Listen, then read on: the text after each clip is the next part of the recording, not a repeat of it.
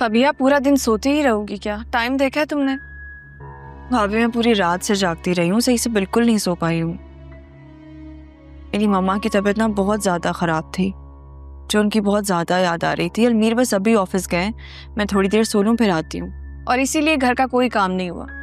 अब्बू बगैर नाश्ते के बैठे हुए और मासी तब तक काम नहीं करती जब तक उसके सर पे ना खड़े हो। घर के कोई असूल होते हैं। जब से अम्मी का इंतकाल हुआ है सब अपनी अपनी मर्जी कर रहे हैं और इसमें तुम भी शामिल हो। भाभी घर के असूल तो सबके लिए बराबर होते हैं ना, लेकिन नहीं, आपके असूल तो सिर्फ मेरे तक ही आके रुक गए।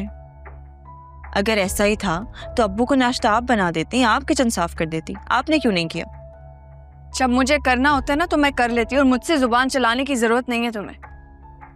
इस वक्त ना मैं आपसे जबान नहीं चला रही हूँ, आपको हकीकत बता रही हूँ। और मैं वही काम करूंगी जो मेरा दिल करेगा। मैं किसी की नौकरानी या मुलाजमा बन के किसी के आगे पीछे नहीं घूम सकती हूँ। और इस वक्त सबसे ज्यादा जरूरी मेरे लिए मेरी मामा की तबीयत है, ये बात आपको समझनी चाहिए। अच्छा भाई, ये भी सही है। घर की छोटी बहू हमें हमारी हदें बता रही है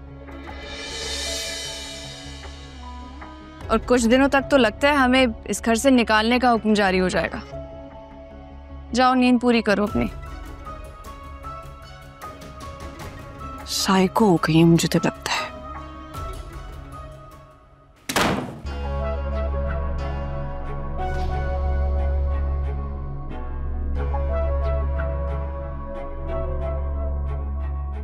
बस बहुत हो गया, जितना खामोश रह के सब बर्दाश्त किया मैंने, अब वो वक्त ही नहीं रहा।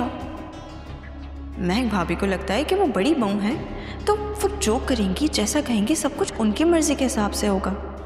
नहीं, अब वो दिन भी आएगा जब फैसला मैं करूंगी और मेरे हिसाब से होगा।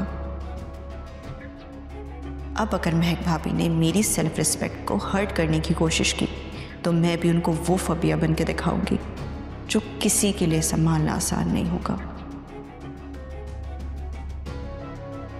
मेरे सब्र का इम्तिहान बहुत हो गया, अब मेरी बारी है।